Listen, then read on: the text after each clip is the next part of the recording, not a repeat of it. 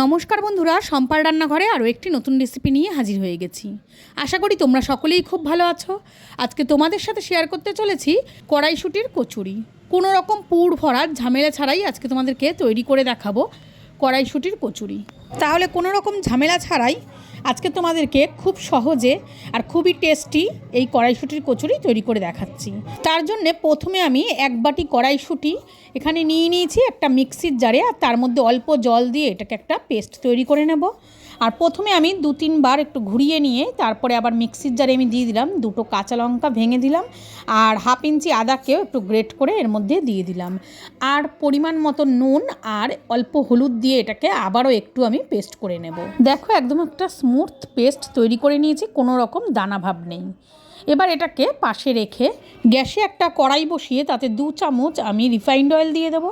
আর তেলটা গরম হয়ে গেলে এর মধ্যে আমি 1/2 চামচ হিং দিয়ে দেবো। হিংটাকেও 1 মিনিটের মতন একটু নাড়িয়ে নিয়ে এবারে যে আমি কড়াইশুঁটির পেস্টটা তৈরি করে রেখেছি সেটা দিয়ে ভালো মতন নাড়িয়ে নেব।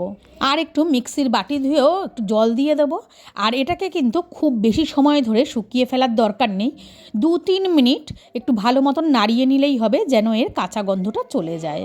ভিডিওটা তোমাদের পুরো দেখার অনুরোধ রইল, আর ভালো লাগলে লাইক দিও, শেয়ার করো, আর নতুন নতুন ভিডিও পাওয়ার জন্য চ্যানেলটিকে সাবস্ক্রাইব করে আমার পাশে থেকো। আর অলরেডি যারা আমার চ্যানেলটা সাবস্ক্রাইব করে রেখেছো তাদেরকে অসংখ্য ধন্যবাদ। 2-3 মিনিট আমি ভালো মতন নাড়িয়ে নিয়েছি। এবারে অল্প একটু চিনি দিয়ে আবারও একটু মিশিয়ে নিয়ে এটাকে নামিয়ে নেব, আর ঠান্ডা হয়ে যাওয়া পর্যন্ত অপেক্ষা করব। এবার এখানে একটা বাটিতে আমি নিয়ে নিলাম 1 কাপ আটা আর 1 কাপ ময়দা। আমি এখানে দুটো মিলিয়ে করছি, 1 কাপ আটা আর 1 কাপ ময়দা দিয়ে। তোমরা চাইলে কিন্তু শুধু ময়দা দিয়েও এটা করতে পারো।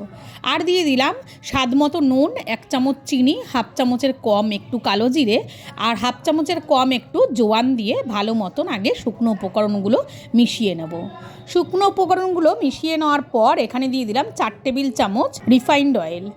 এবারে ময়দা আর আটার সাথে তেলটাকেও ভালো মতন হাত দিয়ে ঘষে ঘষে মিশিয়ে নেব। ভালো মতন মেশানো হয়ে গেলে আমরা যে কড়াইশুঁটির পুরটা তৈরি করে রেখেছিলাম সেটা অলরেডি ঠান্ডা হয়ে গেছে। এবারে ময়দার মধ্যে মিশিয়ে নিয়ে হাত দিয়ে প্রথমে আগে মেখে নেব। কারণ প্রথমে আগে কিন্তু জল দেব না, আগে কড়াইশুঁটির পুরটা দিয়ে ময়দাটাকে ভালো মতন মিশিয়ে নিতে হবে। হাত দিয়ে চেপে চেপে এটাকে যতটা সম্ভব আগে মেখে নেব, তারপর যতটা প্রয়োজন পড়বে সেইটুকুই জল দেব। পুরটা দিয়ে কিন্তু ময়দাটা অনেকটাই মাখা হয়ে গেছে, তোমরা দেখতেই পাচ্ছ বেশ খানিকটা মাখা হয়ে গেছে। এখন খুব সামান্য পরিমাণে হাতে একটু জল নিয়ে এবারে আবার একটু মেখে নেব। এটার একটা সফট ডো তৈরি করে নেব।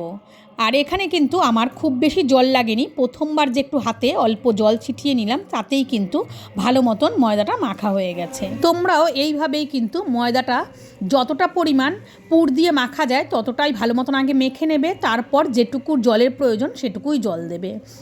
এবারে আমার পুর দিয়ে ভালো মতনই ময়দাটা মাখা হয়ে যাওয়ার পর এর ওপরটাতে একটু রিফাইন্ড অয়েল লাগিয়ে দিলাম যেন ডোটা শুকিয়ে না যায়।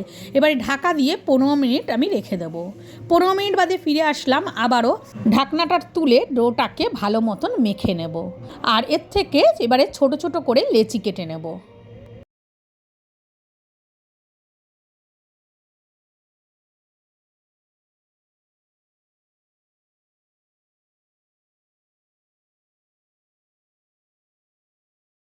লেচিগুলো আমি কেটে নিয়েছি। এবারে একটা লেচি নিয়ে তার মধ্যে একটু তেল লাগিয়ে নিয়ে এবারে ছোট ছোট করে আমি গোল করে বেলে নেব।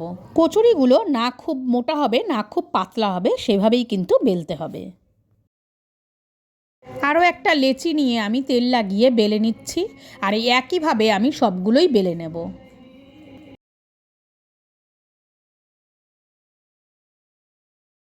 এক প্লেট আমি আপাতত বেলে নিয়েছি।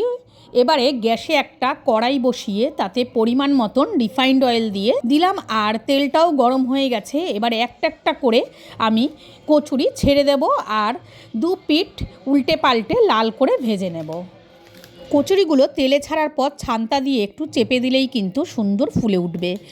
আর এখানে একটা পিঠ যখন লাল হয়ে গেছে তখন আরেকটা পিঠ উল্টে দিলাম। এভাবে 2টো পিঠই লাল করে আমি ভেজে তুলে নিলাম। আরও একটা কচুরি আমি তেলে ছেড়ে ভেজে দেখিয়ে দিচ্ছি। দেখো সবগুলো কচুরি কিন্তু এই একইভাবে সুন্দর ফুলে উঠবে। সবগুলো কচুরি আমি এই একইভাবে ভেজে নিয়েছি। এই কচুরিগুলোকে আজকে আমি আলুর দমের সাথে পরিবেশন করব। আর এই আলুর দমের ভিডিওটা অলরেডি আমার চ্যানেলে আপলোড করা আছে, আর তোমরা চাইলে এই ভিডিওটা দেখে নিতে পারো, সেটার আমি লিংক এই ভিডিওতে দিয়ে দেব। তাহলে আজকের মতো এটুকুই। সবাই ভালো থেকো, সুস্থ থেকো, আর নতুন একটা ভিডিও নিয়ে খুব শীঘ্রই তোমাদের সামনে আবারও হাজির হয়ে যাব।